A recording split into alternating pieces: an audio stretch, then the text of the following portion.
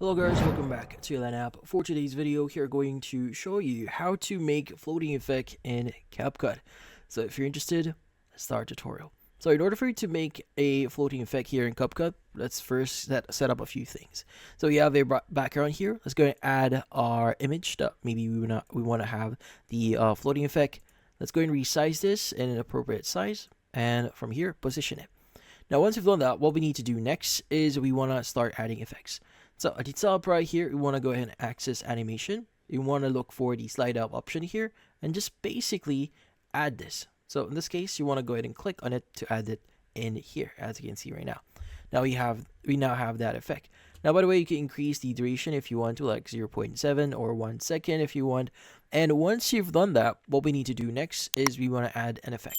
So in this case, you want to access the effects tab here, and you want to look for a very specific one. So you can just type in play pendulum. Now from here, you just need to click on the download button to add this in here. As you can see right now, it's now added.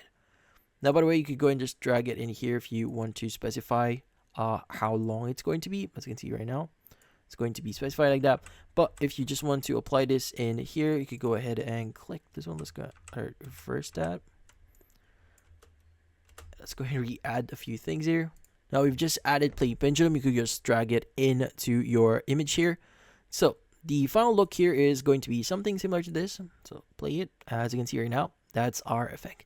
But yeah, so in this case, that's about it. Hopefully this video was able to help you like and subscribe to Land App. Thank you for watching.